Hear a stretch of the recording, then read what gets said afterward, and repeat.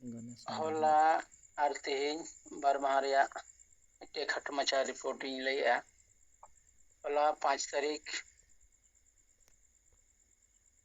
पुरुलिया जिला रे बागमुंडी ब्लॉक दसका अतुरे अबरन 12टी सेंगेल परिवार को अते होला मिद गलमराव ताहे कना सेंगेल परिवार को चेलकारे अब समाज सुधार कमी सला जोड़ाव कते चेलकारे न कमी को बढ़ावा नो आदि के तरी गलमराव उनको सला फेस टू फेस हुईना और जो ठे खना गे कथा बड़ा जे तिंगबु अपे सेंगेल परिवार सला जोड़ाव बिना पिया तिंग सेंगेल परिवार सला जोड़ाव कते आपे चेल का पे इकौ कना जो ठे खना गे कथा को रिपोर्ट को कलेक्ट हुईना लई अचो को हुईना एतिन सेंगेल परिवार सला जोड़ाव रे उद्देश्य दो चेट कना चेदा पे जोड़ाव कान तबना आदो जहां तिने को सेटल लेना माने 12टी परिवार रेन महिला को को ताहे कना और पुरुष को ताहे कना गोड़ापन को ताहे कना हुडिंग गिद्रे को ताहे कना उनको कोटे खना कथा रोड च हुईना जे अजे सेंगेल सला आपे पे जोड़ाव कना ना परिवार सला तिमिते परिवार लेका तिना बो लई कना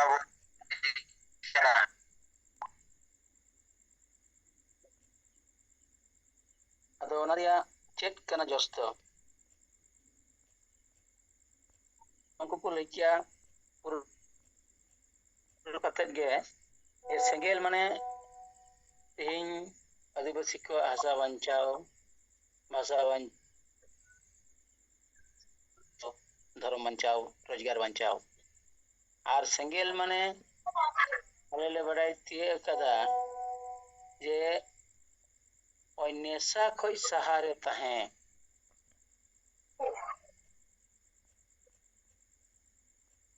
नो मिटे नेशा खोन आले सहा वका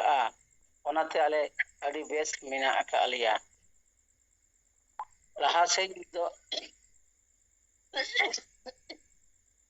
नुकु परिवार को लइकन नाम बारिया जे आले दो तखन हडीपुर रे बुल कते ले तहन कान तहना इड़कुम तहन का बुल कते हे कते ले जोजम कान तहना नित दो नवा खना ले बदल खाना आले ताले कजे के पर कम काना अदो ओना लिकाते आले बेस मिना लिया और नो जे धर्म लिकाते मिद दिन जावरा कते जुमिद बाखेड़ जहां हुई काना ना धर्म से खई हडी बेस मिना का लिया नो कथा को सब रकाब किया आर्मी होड़े सब रकाब किया जे तेही ओय सुधर रिया कथा बो मेन कना सुधर तो मजीबो बदल कोआ इंदो मिना मजीबो बदल कोआ कारण उनको तो वंश को मजी कना अतो जाके नसेना ना पोस्टर दारते बाय लई दाड़िया रहो जे मिटे अबुआ जहां कथा गंके जहां कथा उना किछुटा तोय सब रखा पे चौकीदा उनका के माने पूरे लंबाची चूड़ा तो बाको लई दाड़े कन खाटो खाटो ते कुली कते उनको मेन जिनिस ते तो बड़ाई न्यामेना जे उनको ठे दुनिया के मरा हुईना जो नेशा खोई बो सहा काना बांगा और ओना बदलते बेरल दा ते बंगा बुरु कते तोराइदा नोआ के बिसी आर रस्केले बुझेव काना और साथ मुचेरे गोपाल हंसदा ने नो कथा होय लई किया के बांगा टिंगा बु भोट रिया कथा नडे जेटी अबु ठे तिंगन कना हड़ जमीन और हड़ जमीन रे कथा जहां बो मेन कना आले जहां तिने परिवार हिना लिया अंडे भोटे रे उनको जुदी ले हिसेबिदा कम से कम 50टी भोट आले तिंगन कान तालेया और नोरे दाड़ेले बुझेव कना ए जखन के भोट हिजुआ आले ठे नाहर गोसायो कना को ᱟᱫᱚ ᱱᱚᱣᱟ ᱞᱮᱠᱟᱛᱮ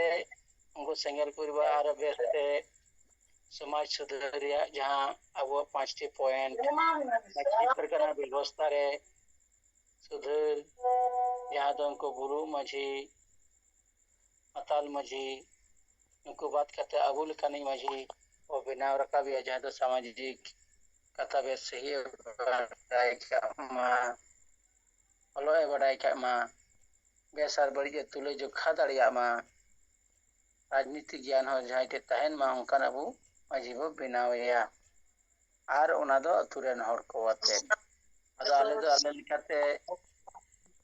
परिवार ते मिड हर ले बनाव कदिया आर उनिया लिखाते आलिया चालू कान तालिया ठीक उनका के आलिया बापला बिहे को दो बेरल दाग तेगे ले तोरावेया नडे दो हंडी रे कोई व्यवहार बांग तहन कना आर ओनाते अडी कम समय भीतर ते बापला कमी को ले तोरा गो दाड़िया कना निया को कथा उनको को साब रकाब केदा अदो बेस गे को साब रकाब के आको जहां हडिंग बिचार से जहां हाबी को बुझ दाड़िया कान एनखान उनको ले सले ले तहना ले गड़क कना अदो बेस गे हुईना होला दो ओंडे गे ताहे गाते जतो सेंगेल परिवार मी संगेते जमन्यू रे अरेंजमेंट को करा लेदा जतो हर गे मी संगे तले जमन्यू के ले कोसेना आर तिहिं दो बागमुंडी ब्लॉक रेन सेंगेल कमिया को वाते बागमुंडी ब्लॉक रे नाजुदी बुरु चितान रे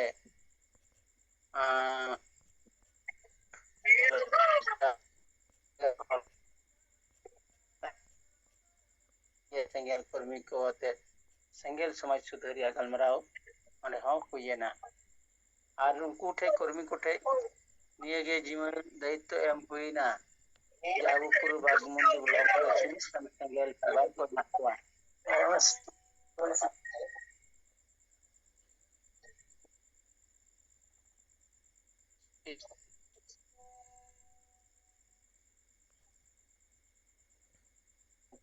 वरना आर उनको सेंगेल परिवार अबुआ नो कांची के प्रोग्राम को हुयुक कान ओना रे जिदि जतो हर को गड़ोआ तले खान अबुआ दाबी अबुआ आंदोलन से अबुआ विचार जगह जगह बेस सही ते प्रचार प्रसारोआ जतो हर के समान दायित्व कते जिदि अबु बो कमिया अपनारा जाति धर्म आशा भाषा लगी ताले खान कमिस कते बई बई ते बो कमी लाहा चलाआ अपनारा अतुरे जुदी जुमित कते ना जुमित बाखेड़ गे जुदी हो चया ताले नोंडे खना गे बिचार बदल या वार्ता हो चलाआ अदो निये को गे आटो मचाते रिपोर्टिंग ले किया जे तीन 5 और 6 तारीख ना प्रोग्राम हुईना और ओना रे सेटर इनिन तय कना होला 5 बेलमुनि सोरेन जहां दो युवा छात्र मोर्चा जनरल प्रेसिडेंट साथे इनिया डेट दो अलिन बना हड़ माने आर बेलमुनि सोरेन साथे नई युवा नेता सुनील हासदा हो तीन दो सेटर तहे कना अदो मन पाटा से कोना खाटो रिपोर्ट को बतलारी ए सदर किया असलाम को जोहार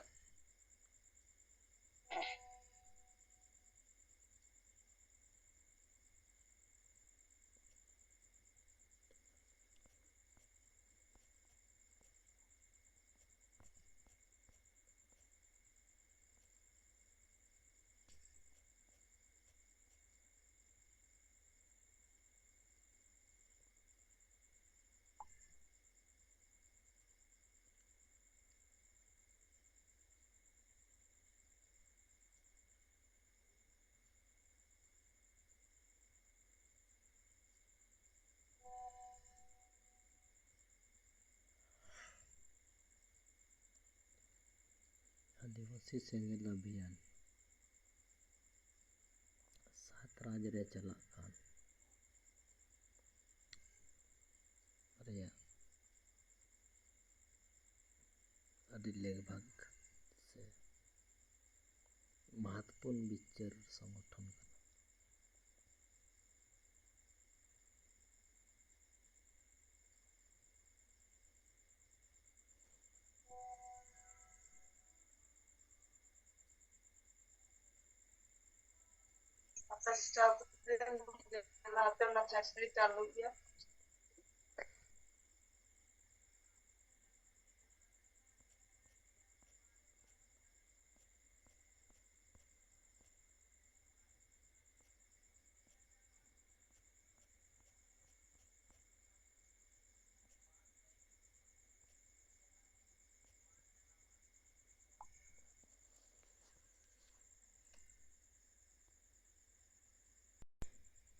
ᱟᱫᱚ ᱱᱤᱛᱚᱜ ᱚᱠᱛᱮ ᱨᱮ 2025 ᱱᱚᱜᱼᱚᱭ ᱟᱵᱚ ᱡᱚᱱᱚᱡᱟᱜᱚᱨᱚᱱ ᱥᱟᱨᱱᱟ ᱫᱷᱚᱨᱚᱢ ᱥᱚᱵᱷᱟ ᱟᱹᱰᱤᱜᱟᱱ ᱵᱚᱱ ᱠᱚᱨᱟᱣ ᱠᱮᱫᱟ ᱥᱟᱶᱛᱮ 30 ᱡᱩᱱ ᱦᱚᱸ ᱱᱚᱣᱟ ᱟᱹᱰᱤ ᱵᱮᱥ ᱵᱚᱱ ᱢᱟᱱᱟᱣ ᱵᱟᱛᱟᱣ ᱠᱮᱫᱟ ᱱᱤᱛᱚᱜ ᱟᱵᱚ ᱛᱟᱞᱟᱨᱮ ᱪᱮᱫ ᱞᱮᱠᱟᱨᱮ ᱥᱩᱫᱷᱟᱹᱨ ᱠᱟᱹᱢᱤ ᱵᱚᱱ ᱞᱟᱦᱟᱭᱟ ᱱᱚᱣᱟ ᱨᱮᱱᱟᱜ ᱞᱟᱜᱟᱛᱟᱨ ᱟᱵᱚ ᱯᱨᱚᱪᱟᱨ ᱯᱨᱚᱥᱟᱨ ᱯᱷᱳᱱ ᱠᱚᱛᱮ ᱧᱟᱯᱟᱢ ᱠᱟᱛᱮ ᱱᱚᱣᱟ ᱵᱚᱱ ᱨᱚᱲᱫᱟ ᱥᱮ ᱵᱤᱪᱟᱹᱨ ᱵᱚᱱ ᱞᱟᱦᱟᱭᱮᱫᱟ ᱚᱱᱟ ᱥᱟᱶᱛᱮ ᱟᱞᱮ ᱢᱟᱞᱫᱟ ᱡᱩᱱ ᱦᱚᱸ পুরা দিনাজপুর উত্তর দিনাজপুর দক্ষিণ দিনাজপুর আর নয় মালদা গাজল ওল মালদা হাবিবপুর মোহাম্মদবালা ইংলিশ বাজার নওয়া করে जहां ᱛᱤᱱᱟᱹᱜ আদিবাসী হড় ᱠᱚ ᱢᱮᱱᱟᱜ ᱠᱚᱣᱟ ᱱᱩᱠᱩ ᱠᱚ ᱥᱚᱸᱜᱮ ᱯᱷᱳᱱ ᱛᱮᱜᱮ ᱡᱳᱜᱟᱡᱳᱜ ᱠᱟᱛᱮ ᱡᱟᱦᱟᱸ ᱟᱵᱚ ᱥᱮᱸᱜᱮᱞ ᱵᱤᱪᱟᱹᱨ ᱛᱮ ᱞᱟᱦᱟ ᱨᱮᱱᱟᱜ ᱠᱟᱛᱷᱟ ᱡᱟᱜᱣᱟᱨ ᱨᱮᱱᱟᱜ ᱠᱟᱛᱷᱟ ᱚᱱᱟ ᱞᱟᱹᱭᱚᱜ ᱠᱟᱱᱟ ᱱᱤᱛᱚᱜ ᱫᱚ ᱢᱟᱲᱟᱝ ᱠᱟᱹᱢᱤ ᱫᱚ ᱱᱤᱛᱚᱜ ᱥᱩᱫᱷᱟᱹᱨ ᱟᱨ ᱚᱱᱟ ᱥᱟᱶᱛᱮ ᱡᱩᱢᱤᱫ ᱮᱛᱮ ᱟᱵᱚᱣᱟᱜ ᱥᱟᱨᱱᱟ ᱫᱷᱚᱨᱚᱢ ᱠᱳᱰ ᱨᱟᱡᱽ ᱵᱷᱟষᱟ ᱢᱟᱨᱟᱝ ᱵᱩᱨᱩ ᱵᱟᱯᱚᱥ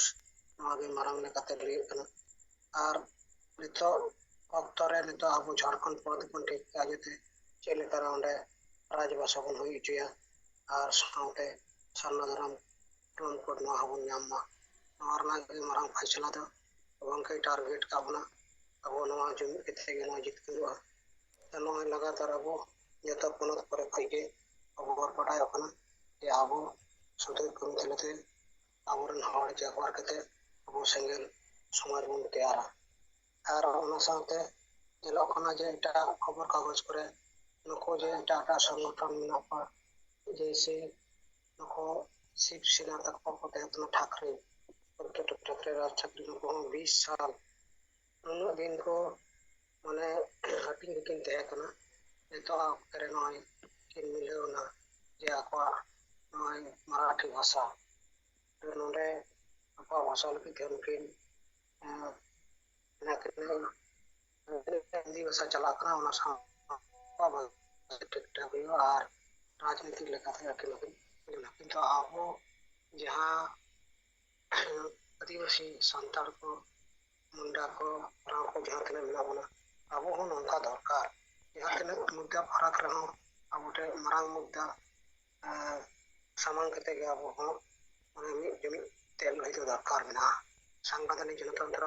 नवा कथा बाडाई तके हुआ चिदा जे आबोरन हर दो पिछड़े गता हो अड़ेगान हर के शिक्षित कोई बाहर रे बना को लेकिन उनको तो विचार को नाम लगा